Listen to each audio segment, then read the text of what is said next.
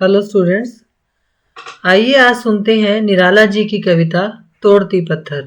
बड़ी आसान कविता है बच्चों। इसमें क्या है, कवि ने सड़क के किनारे बैठी हुई एक मजदूरिन है जो पत्थर तोड़ रही है। बस उसकी मनोस्थिति का वर्णन किया है कि जो गर्मी का मौसम है और लूएं चल रही हैं और ऐसे में वो पत्थर तोड़ रही है। वह तोड़ती पत्थर देखा मैंने उसे इलाहाबाद के पथ पर, कि वह मजदूरिन पत्थर तोड़ रही थी। मैंने इलाहाबाद के रास्ते पर बैठी हुई उस मजदूरिन को देखा कि वह पत्थर तोड़ रही है। कोई न छायादार पेड़ वह जिसके तले बैठी हुई स्वीकार, कि जहां पर वो बैठ सके वहां पर वैसा वैसा कोई छायादार पेड़ भी नहीं है। मतलब कि जहां पर वो बैठी हुई है वहां कोई पेड़ नहीं है। श्याम तन, उसका शरीर श्याम वर्ण वाला है। भर बंधा यौवन, कि वो युवा है, छोटी उम्र की है। उसका शरीर में मतलब जो यौवन है वो बंधा हुआ है, यानी कि कठीला बदन है उसका।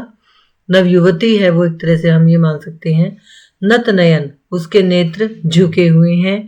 प्रिय कर्म रत मन, और वो अपने प्रिय कर्म में लीन है। रत मतलब लीन है, कि मन लगाकर वो अपने मन से मन मतलब काम में लीन है और उसके नेत्र हैं वो झुके हुए हैं।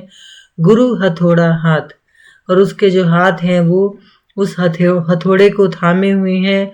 और जैसे गुरु अपने शिष्य पर हथौड़ा चलाकर उसको शेप देता है या उसको आकार देता है, वैसे ही वो अपने उस हथौड़े से उन पत्थरों को तोड़ रही है। करती बार बार प्रहार, और वो निरंतर वो हथौड़ा चल रहा है और वो उन पत्थरों पर बार बार चोट कर रही है, प्रहार कर रही है। सामने तरु मालिका अट्टालिका प्राकार, और जहां पर वो बैठी हुई है उसके सामने मतलब कि सड़क की दूसरी ओर तरु मालिकाएं यानी कि वृक्षों की पूरी पंक्तियां हैं।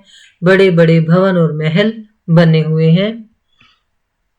चढ़ रही थी धूप, कि उस समय धूप चढ़ रही थी। गर्मियों के दिन अर्थात गर्मियों का मौसम था और धूप चढ़ी हुई थी।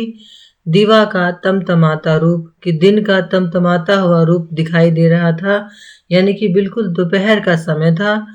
उठी झुलसाती हुई लू, झुलसाती हुई लूएं चल रही थी।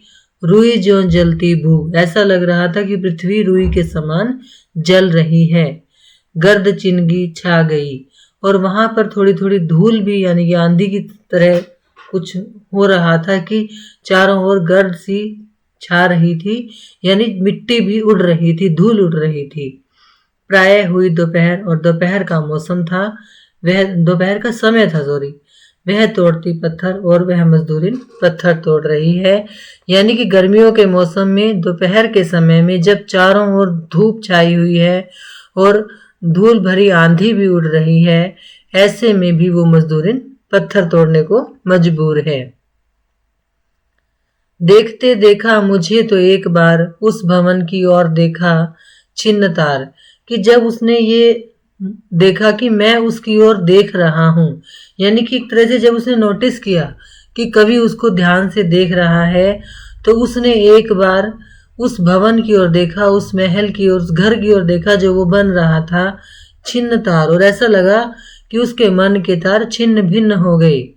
देख कर कोई नहीं देखा मुझे उस दृष्टि से जो मार खा रोई नहीं, और जब उसने देखा कि आसपास और कोई नहीं है तो उसने मेरी ओर ऐसी कातर दृष्टि से देखा कि जिसने कभी अभी अभी मार खाई हो पर वो रो ना पा रही हो। यानी कि उसकी आंखों में एक लाचारी कवि को दिखाई दे रही थी। सजा सहज सितार, और जैसे कि उसके मन का सितार सज गया। सुनी मैंने वह नहीं जो थी सुनी झंकार, और फिर उसके मन से जो दुख भरी पीड़ा निकल रही थी उसको मैंने सुना, जिसको आज तक किसी ने नहीं सुना था। अर्थात कवि ने उसके दुख को महसूस किया। एक क्षण के बाद वह कांपी सुघर ढुलक माथे से गिरे सीकर, और एक क्षण के बाद ऐसे लगा जैसे उसका जो शरीर है वो कंपकपाने सा लगा, मतलब थरथराहट सी उसको महसूस हुई।